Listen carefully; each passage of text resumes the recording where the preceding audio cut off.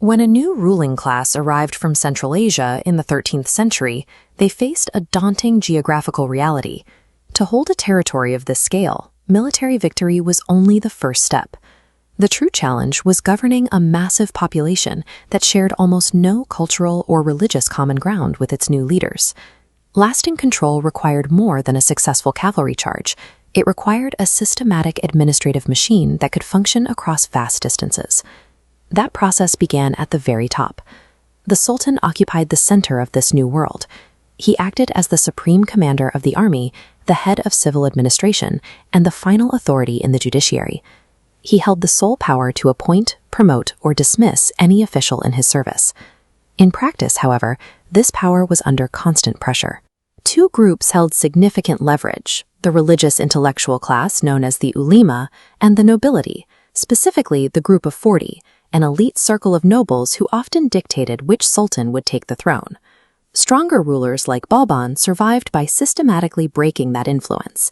He enforced a rigid court protocol that forbade laughter or casual talk and restricted high office to those of specific noble bloodlines, effectively freezing out ambitious rivals.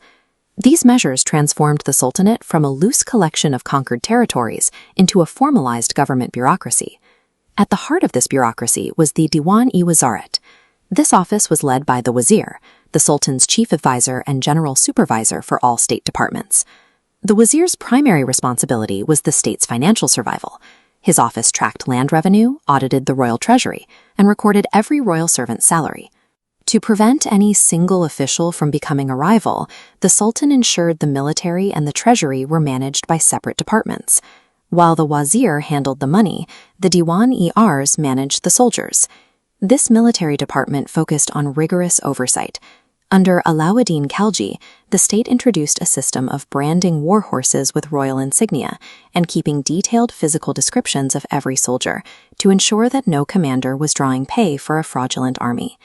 This system faced a crisis during the Mongol siege of Delhi. Alauddin Khalji needed to recruit a massive army to defend the capital, but paying them standard wages would have completely drained the royal treasury. To maintain a large military with low expenses, Khalji took control of the entire local economy. He established 3 specialized markets in Delhi for grain, cloth, and livestock, and fixed the price of every commodity, from sugar and ghee to horses and slaves. He also secured the supply chain.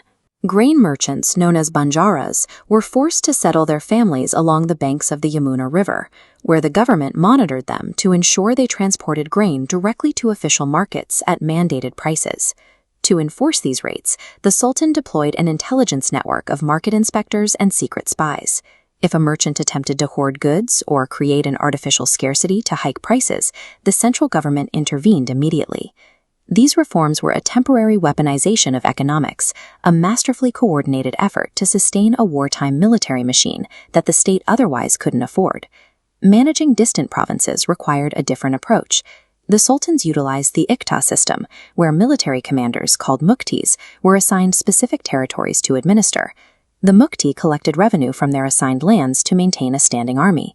The central government audited this. After paying for the army and personal expenses, the surplus, the fawazil, was sent back to the central treasury in Delhi. While the muktis managed the military oversight, the local administration remained largely unchanged. Pre-existing village functionaries, like the patwari, continued handling the day-to-day work of tax assessment and record-keeping.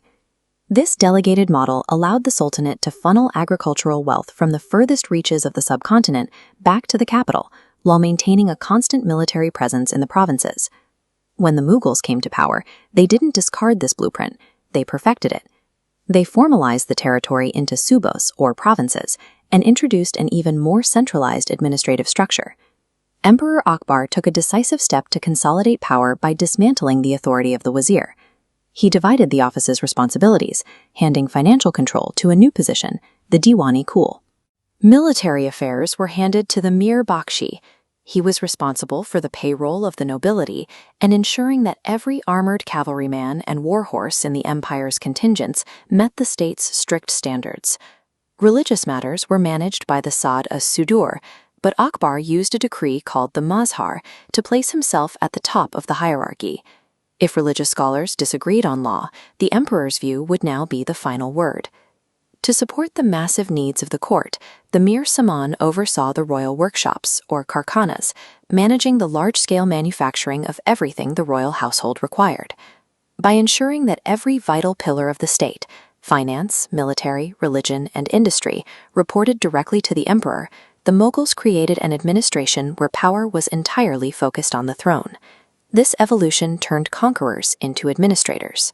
It paved a way for the complex Mansabdari ranks of the Mughals and the administrative councils that the Marathas would later adapt for their own rule. Over 5 centuries, the strength of these empires was measured not just by the reach of their cavalry, but by the precision of their accountants, auditors, and provincial reporters.